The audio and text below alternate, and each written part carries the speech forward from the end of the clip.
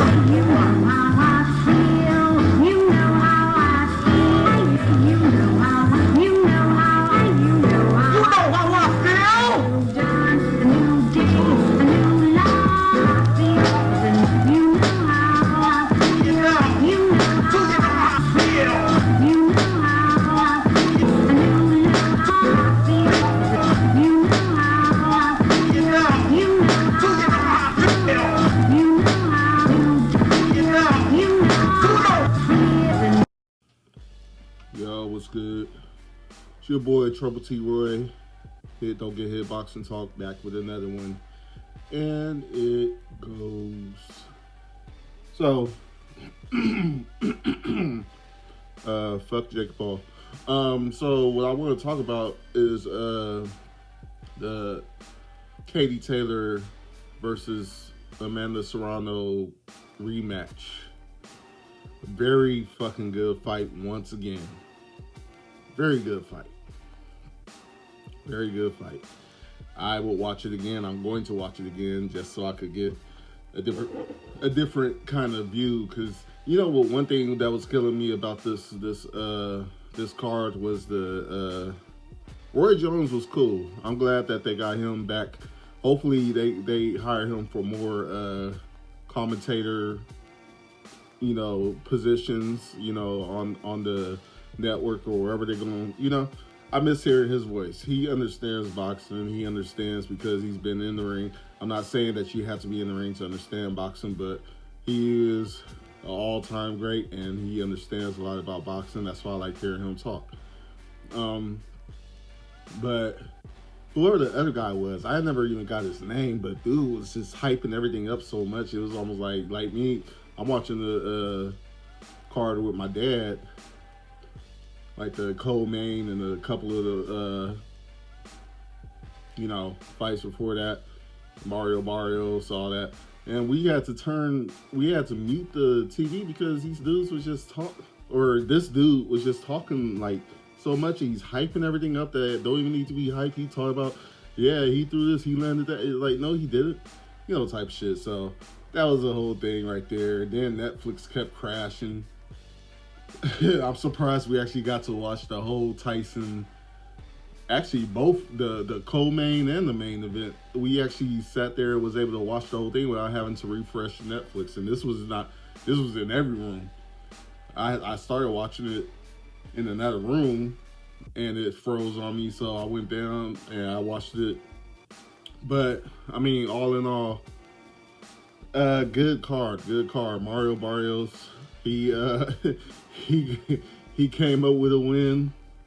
Or no, he was a draw. Never mind. Which was weird. What's his name? Willock. That dude, he's horrible. They should never put his scorecards up ever again.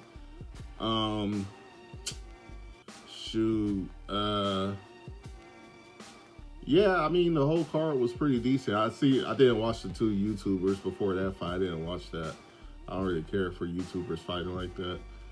Or whatever they are. I don't know who they are. I didn't even know who they were. So I'm just like, okay, whatever. For the little bit I did watch, I'm like, the old boy was beating dude with the tattoos on his face pretty bad. So it wasn't much really to talk about with that one. But anyways, I'm going back to Amanda Serrano and Katie Taylor, the rematch. Fucking good fight. I'm not very happy with certain things about the fight, but I'm not going to sit here and argue. I mean, you can argue though, because Amanda Serrano threw 100 or landed 100 more punches than Katie Taylor, so that's something that I found interesting. The first fight was definitely, it could have gone either way. This fight, I really, even with Amanda suffering that big cut, I kind of thought she might be able to pull it off. She should have probably pulled it off because she was landing a lot more of the solid punches. I don't believe that Katie Taylor would. I don't believe it. But then I'm just being objective. I don't believe that Katie Taylor was purposely headbutting Amanda Serrano, but then I could be wrong with that. I don't know. You know, me and my dad, we talked about it. He thinks Katie Taylor won fair and square. I was just kind of like, for the most part, a draw would not have been a crazy thing. Just like I said with the first fight, I think Katie grew some great combinations when she was able to throw. I mean, you could tell her amateur background really just kept up with her because she fought like it was about getting the points, not to knock Amanda Serrano out, but to get those points. And I thought it was interesting that Katie did get the point knocked off for the headbutting. I think it's just two styles. I think it was more about the styles. I just don't believe. I don't believe Katie was like purposely headbutting. I just think it was the styles because it was the first thing in the first fight, and but we say all the time, styles make fights, and I guess styles make headbutting too. You know what I'm saying? So overall, it was a good fight. I'm not gonna say that Katie definitely didn't. I mean, it was a hard fight for her. You could tell. I wouldn't have been mad if they actually gave Serrano the win, which I kind of believe that they should have. But once again, being objective, I gotta go back and watch the fight because Katie was throwing some nasty combinations at certain points. But like I said, Amanda she throws to knock you out. And I'm really surprised Katie was able to eat all those shots. I ain't gonna lie, because I feel like anyone else probably would have went down. And I did hear the commentators. I didn't know that Serrano hasn't had a knockdown at 140 since she's been there. So she's had knockdowns at every other weight class, I believe they said, but not at 140. So which was pretty interesting. I didn't even see what they fought. I think I saw 137, so I guess, yeah, they was fighting at 140, but I think, if I'm correct, was the belts for it was the lightweight undisputed, right?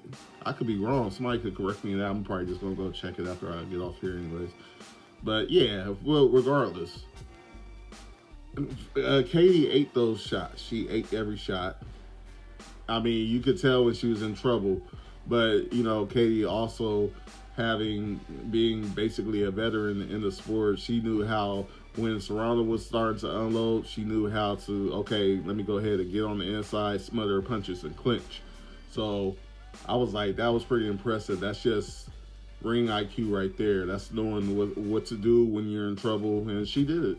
And that's what she did in the first fight, too, in the first fight. So I just have a problem with, I believe they said that Serrano landed, maybe it was just she thrown, but I thought they said she landed she landed 100 points, 100 punches more than Katie Taylor. So I'm confused about that. That's why I want to go back and watch the fight, because I thought it was more even, me personally. I thought it was way closer when it comes to shots landed and shots thrown. I thought it would have been way closer, but it sounds like Serrano landslided Katie when it comes to that category, which is why I did understand what the judges I would have been like, draw, me personally. I would have said, let's make it a draw. Let's get a third fight out of this shit. That's what I would have said. Like, fuck the bullshit. But I mean, the judges, they saw what they saw, and this is boxing. This is what we gotta deal with. You know what I'm saying? So, I mean, the great fight all in all. You know what I'm saying? Definitely probably another fight of the year type of conversation. I think it lived up just as well as the first did. And I'm interested to see what both of these fighters decide to do. I don't even know if we had a third fight. I'm not sure. I'm pretty sure Katie got 39 years old. You gotta be looking at retirement, especially after two fights like that, to hold on to those belts. I would be calling it, me personally, but then I'm not them. Serrano, 7 division champion. What else do we? There ain't much for these women to do. There's really not much for these women to do at this point. They could keep fighting, but I don't want to see somebody's career go into shit because they fought too long. I hate seeing that. That's why I always look at like Roy Jones. I look at Mike Tyson. I look at all these guys that I believe did fight too long, and then it ended up affecting their, you know, legacy. I don't want to see that happen for these two women because they brought a lot to boxing. And they really set a bar for women's boxing. I mean, I've always kind of been into women's boxing, but their first fight is what really made me say, okay, I really need to start getting to know who these women are in the ring. You know what I'm saying? Like I'm really trying to follow women's boxing now. You know what I'm saying? I mean, shout out to Jake Paul, even though I think he a bitch. Shout out to him for at least giving opportunities to these different fighters, men and women. You know what I'm saying? I think that's pretty dope, but I still think he's a piece of shit when it comes to boxing. Himself, I'll just say that. Himself. But what he does for boxing, it's obviously been helping. I'm happy for that. You know, I got to see probably two of the best women fights ever because of him. You know? And shout out to Amanda Serrano for still saying fuck that cut. I'm still trying to fight. She didn't even hesitate. She's like, why y'all in my face? Let me fucking fight. That shit was hard as fuck. I was like, shit. I mean, I would have been like, yeah, well, I'm gonna go ahead and call it. Me personally, I ain't gonna lie. She got heart like a motherfucker. And it was the same thing last fight. It's like them two women got a lot of heart. They got more heart than most of the men nowadays, which is crazy. You know what I'm saying? So, yeah, great fight. Shout out to Green for becoming the WBO champion at I think she was at 168, I believe. Shout out to her. I know she's been waiting to get the opportunity, and she took it. You know, it was a close fight. That girl from Canada was not a slouch. She got. I wouldn't mind seeing that rematch. Me personally, I would like to see that rematch. But I think for the most part, I think Green took that one. It was I forget her first name, but I think Green took that one. I don't want to butcher it. That's why I'm not gonna say it. But yeah, I already remember the Canadian girl name. I ain't gonna lie. But it was a good fight though. Good fight. And yeah. I like the way Green kind of, you know, she really does have some really good footwork, and she used it the whole fight. I think that's what was nice. Honestly, but the Canadian girl, she was putting some work in, you know what I'm saying? So that was a good fight. I would definitely like to see that they could run that back. I think that could actually turn into some kind of rivalry. You know what I'm saying? Because honestly, it was time to for the judges to make the decision. I was not going to be surprised if the Canadian girl got that belt. I wasn't going to be surprised. I really wasn't. I was about to be like, well, I mean, it was a good fight. It's a good fight. That's the ones where we don't really know. You know what I'm saying? There was no robbery there. I don't believe there was a robbery. But I think that would be a good rivalry. I said there was no robbery, but that would be a good rivalry in the future. I hope that's what I said. But getting two words mixed up and shit. But nah, I think that's a good fight to make again. I think the fight originally was really good.